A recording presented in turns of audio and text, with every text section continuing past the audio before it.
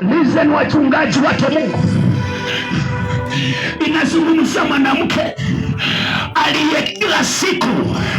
Naongea kwa wachungaji na watu wanaosikia. Mwanamke huyu hakuenda kwa maji mara moja, alienda mara kwa mara.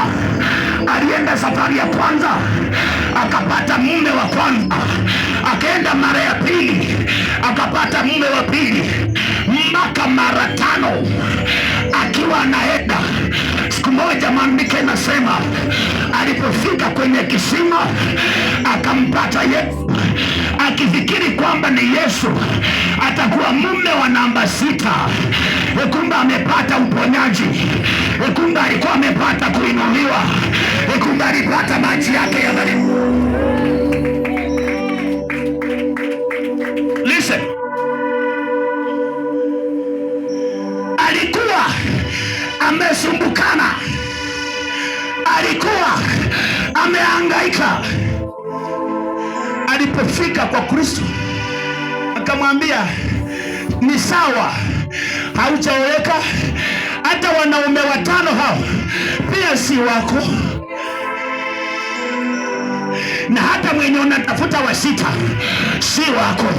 Niruhusu mimi nikuwa wa 7 na niingie kwa maisha yako, nibadilishe ndoa yako milele, nibadilishe maisha yako milele. Ninakutangazia maji ya uzima. Pokea neema ya maji ya kisima ya Yakobo.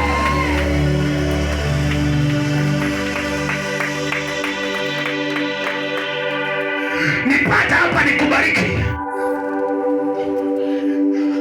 Nitaenda wapi mimi Barasa? I don't know. Nitaficha kwa nyumba gani nijifiche?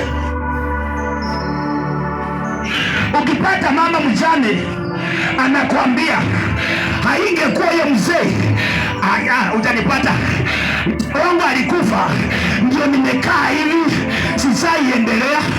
Na ukipata single mother anakuambia kwamba ni kwa sababu sijaoleka ndio niko napiga taabu. Na ukipata mama ameoleka anakuambia huyu mzee ndio huwa ananisumbua, huwa sipati amani. Mwanamke analalamika na tutapata wapi wa mama kama Dipora? Tutapata wapi wa mama kama Esther watakayejitoa mbele za Bwana na kusema, Bwana, okoa mji wetu, okoa kanisa letu, kanisa linaangamia, nyumba inaangamia, wamama ni mshene hawaridhiki. Leo niko nasema